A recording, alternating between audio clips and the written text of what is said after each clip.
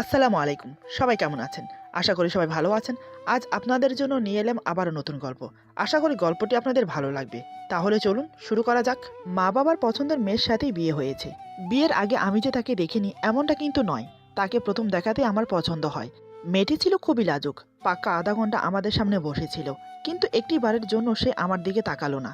মনে মনে ভাবছি, একেই আমার চাই। সবকিছু ঠিকঠাক ছিল। কিন্তু বাদ সাধল বাসর রাতে। যখন আমি তাকে ছুতে যাব, ঠিক তখনই কাণ্ডটা ঘটল। আমি তো ভাবতেই পারিনি এমন কিছু হবে। এরপর যা হলো। আমার নাম মোহাম্মদ রিফাত আহমেদ। মা বাবা আর আমি মিলে আমাদের ছোট্ট একটা সংসার। বাবা সরকারি চাকরিজীবী, নাম মোহাম্মদ সৈয়দ আহমেদ। মা গৃহিণী, সারাদিন আমাদের নিয়ে ভাবেন আর ঘরের কাজ সামলান। ঘরে যে কাজের লোক নেই এমনটা কিন্তু নয়, সেও বাড়ির সম্পূর্ণ কাজ করে মায়ের সাথে সাথে। আমাকে নিয়ে তাদের অনেক স্বপ্ন, ভালো পড়াশোনা করাবে, ভালো জব করব, এই আর কি। পড়াশোনা মাস্টার কমপ্লিট করলাম। আমার ইচ্ছে নিজে বিজনেস করব, কারণ বাবাকে দেখেছি চাকরি করতে, পরের কথা মতো চলতে হয়। আমার এসব হবে না। নিজে বিজনেস করব, নিজের মর্জির মালিক হব। আমার কথা শুনে মা বাবা আপত্তি করলো না। ব্যাংকে যত টাকা জমা ছিল সব টাকা আমার হাতে তুলে দিল বাবা। তারপর বললেন, তোমার যা বিজনেস করতে মন চাই তুমি করো, আমি না করব না। আমিও চাই তুমি জীবনে অনেক বড় হও। তাই করলাম। নিজের পছন্দ মতো একটা বিজনেসে টাকা ইনভেস্ট করলাম। বছর দুয়েকের মধ্যে বিজনেসে ভালোই প্রসার হলো। ততদিনে বাবাও চাকরি থেকে রিটায়ার নিয়েছে। এদিকে মা প্যারা দিচ্ছে আমার নাকি বিয়ের বয়স পেরিয়ে যাচ্ছে, এখন বিয়ে না করলে নাকি পরে আর ভালো মেয়ে পাবো না। বাবা তাতে সায় দিল। তারপর আর কি, আমার জন্য মেয়ে দেখা শুরু হলো।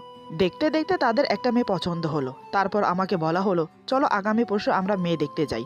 আমাদের তো পছন্দ হয়েছে, তোর পছন্দ হলেই আমরা পাকা কথা বলবো। আমিও ঠিক আছে বলে পরশুদিন গেলাম তাদের সাথে মেয়ে দেখতে। সত্যি বলতে মেয়েটা ভারী সুন্দর, আমার বেশ পছন্দ হয়েছে। কিন্তু মেয়েটা আমাকে একটি বারের জন্য দেখলো না। বেশ লাজুক টাইপের মেয়ে। এমন মেয়ে আমার ভালো লাগে। মনে মনে ভাবছি, বিয়ে যদি করি তাহলে একেই করব। তারপর আমাদের দুজনে বিয়ের পাকা কথা হলো। আগামী মাসের 5 তারিখ আমাদের বিয়ে। দিনটা পড়েছে বৃহস্পতিবার। দেখতে দেখতে সেই দিনও চলে এলো। আজ আমাদের বিয়ে। খুবই ধুমধামের সাথে বিয়ে হলো। আয়োজনের মাঝে কোনো খামতি রাখিনি। বিয়ের সময় অনেক চেষ্টা করলাম মেয়েটার মুখ দেখার জন্য। বধূ সাজে তাকে কেমন লাগে একটু দেখার স্বাদ জেগেছিল, কিন্তু পারিনি। কি করে দেখব? এক হাত লম্বা ঘুমটা দিয়ে রেখেছে। কোনো মতে বিয়েটা কমপ্লিট হলো। বিদায় নিয়ে গাড়িতে বসলাম, দুজন পাশাপাশি বসে। কিন্তু মেয়েটা খুব কান্না করছে। মা বাবাকে ছেড়ে যাচ্ছে, কান্না তো করবেই, এটাই স্বাভাবিক। এ পর্যন্ত কম বিয়ে দেখিনি। সব বিয়েতেই মেয়েরা কান্নাকাটি করে। এ আর নতুন কি? গাড়িতে বসে ভাবলাম মেয়েটাকে দেখব, পারলে মেয়েটার সাথে একটু কথা বলবো। কিন্তু গাড়িতে বসেও সে কি কান্না! আমি ভাবছি কি বলে তার কান্না বন্ধ করব, বা আমার কি করা উচিত। কোনো কিছুই ভেবে পাচ্ছি না। এর আগে তো এমন অভিজ্ঞতা হয়নি আমার, এই প্রথম। চেষ্টা করলাম মেয়েটার হাতে হাত রাখতে। যখনই মেয়েটার হাত ছুঁয়ে দিলাম, মেয়েটা তীর গতিতে হাতটা সরিয়ে নিল আর আমার থেকে আরো দূরে গিয়ে বসলো। এমনভাবে বসেছে যে গাড়ির দরজা খুললে সে পড়ে যাবে।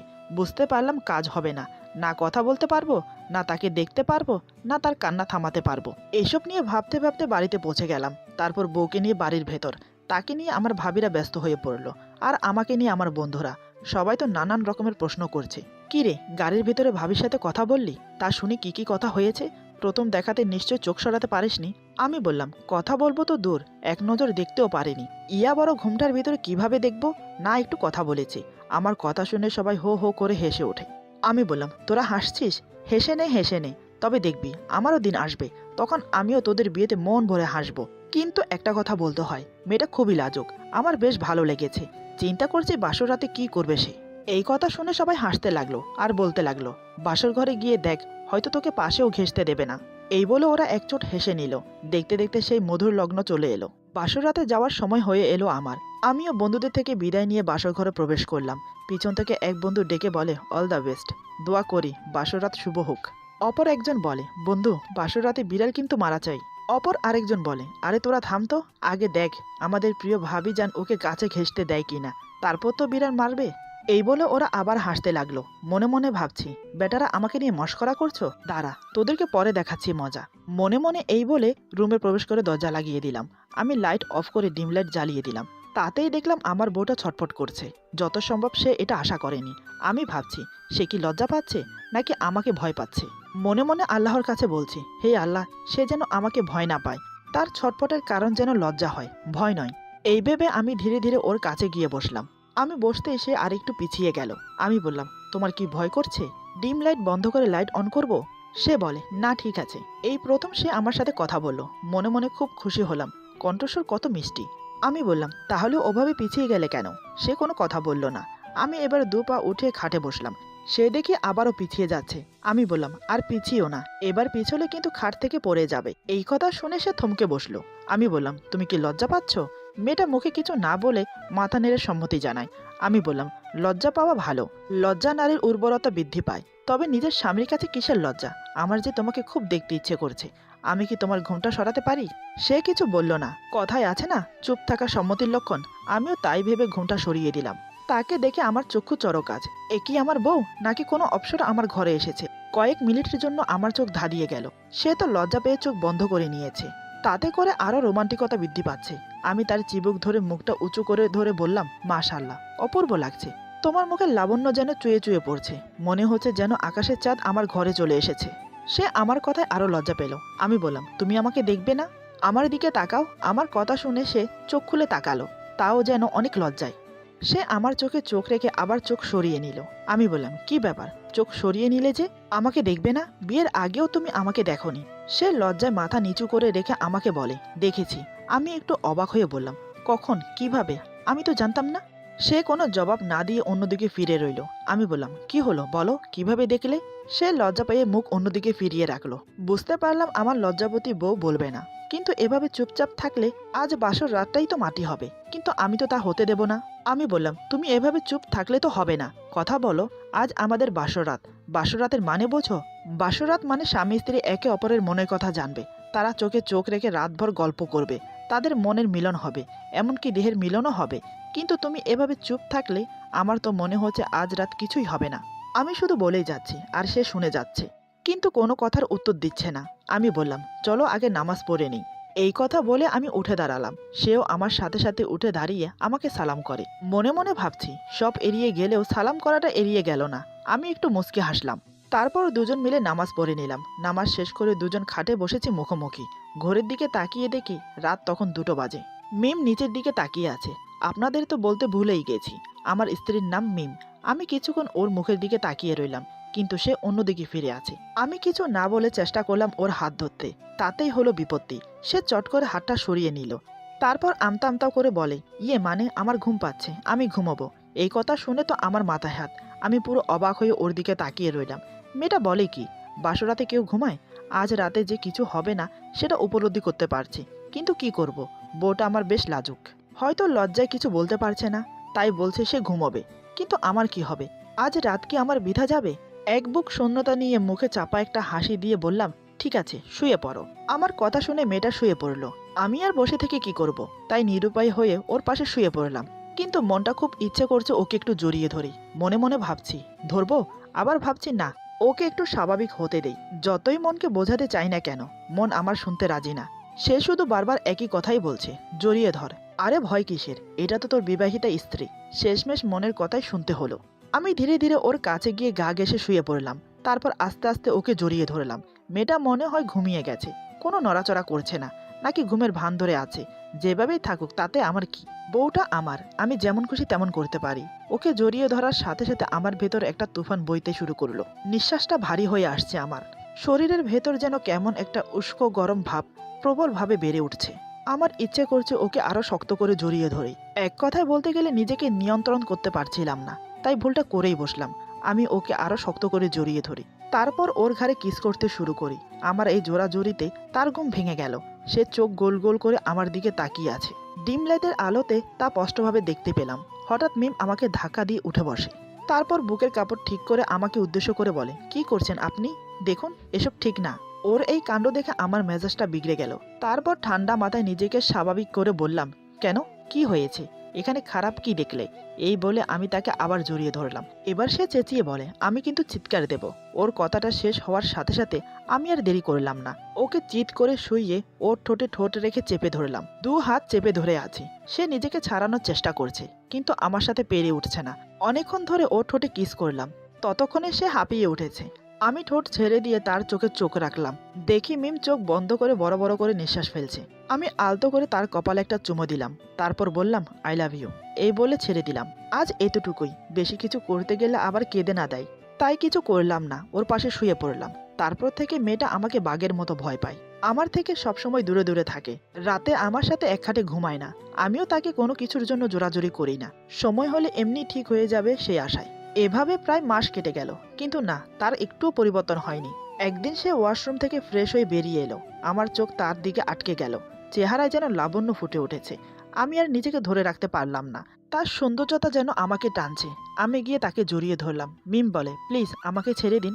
আমি বললাম, ছাড়বো না, তুমি আগে একটা ইয়ে দাও। মিম বলে, আমি দিতে পারবো না। আমি বললাম, দিতে পারবে না তুমি? মিম বলে, না।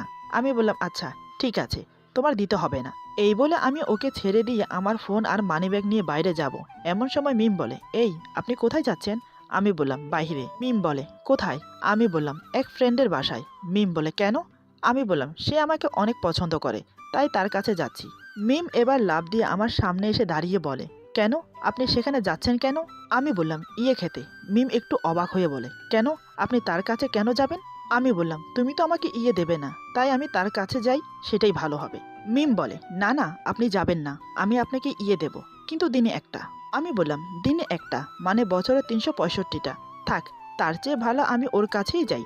সে আমাকে মাসে অন্তত 300টা দেবে। মিম বলে, আচ্ছা ঠিক আছে, আমি দিনে 5টা দেব, তার বেশি কিন্তু না। আমি বললাম, ঠিক আছে, এখন তাহলে দাও। মিম বলে, এখন? রাতে দিলে হয় না? আমি বললাম, না, এখন দিতে হবে। মিম বলে, ঠিক আছে, কিন্তু আপনাকে চোখ বন্ধ করতে হবে। আমি বললাম, কেন? মিম বলে, আমার লজ্জা করে। আমি বললাম, ঠিক আছে, এই বলে চোখ বন্ধ করলাম। মিম আমার সারা মুখে 5টা কিস করে দৌড়ে চলে গেল। মেয়েটা আসলেই লজ্জা পেয়েছে। আমি ওর চলে যাওয়ার দিকে তাকিয়ে মুচকে হাসলাম। এর কিছুদিন পর রাতে বেলকনিতে দাঁড়িয়ে আমার ছোট ভাগ্নির সাথে একটু কথা বলছিলাম। তার এবার 5 বছর বয়স। এমন সময় মিম চুপি চুপি আমার পেছনে এসে দাঁড়ালো। আমি টের পেয়েও না বোঝার ভান করে দাঁড়িয়ে রইলাম। আমি বললাম, আচ্ছা আমি রাখি এখন। ভাগ্নি বলে, ঠিক আছে মামা। আমি বললাম, আমার আদর দেবে না? আমার অপর প্রান্ত থেকে আমাকে একটা কিস দিল।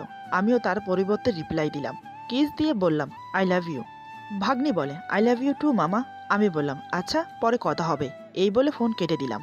আমি ইচ্ছে করেই ওর সাথে এমন করে কথা বলেছিলাম, কারণ আমি জানি ও আমার ভাগ্নির কণ্ঠ শুনতে পায়নি।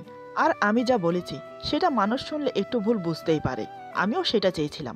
আমি পেছনে ঘুরতেই মিমকে দেখে একটু ভয় পাওয়ার ভান করলাম। দেখলাম মিমের চোখ লাল হয়ে আছে।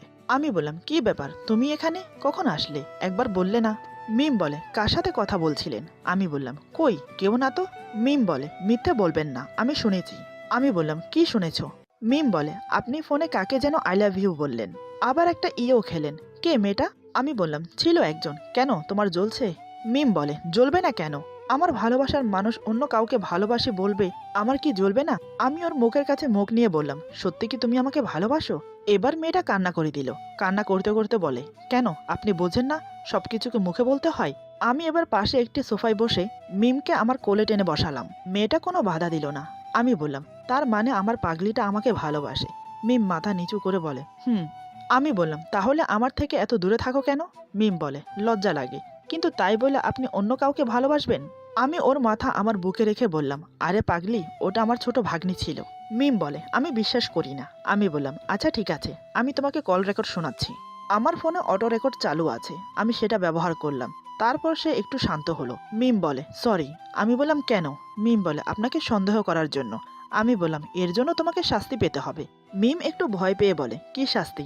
আমি বললাম, আজ থেকে তুমি আমাকে তুমি করে বলবে। মিম বলে, ঠিক আছে, এ আর এমন কি? আমি বললাম, শুধু তাই নয়, আজ থেকে আমার সাথে খাটে শোবে আর আমার বুকে মাথা রেখে ঘুমোবে। মিম বলে, না এটা হয় না। আমি বললাম, আচ্ছা তাহলে আমি যাই। মিম বলে, কোথায়? আমি বললাম, সেই ফ্রেন্ডের বাসায়। মিম বলে, মেরে ফেলবো। আমি বললাম, কাকে? মিম বলে, তোমাকে। আমি বললাম, কিভাবে? মিম বলে, এইভাবে।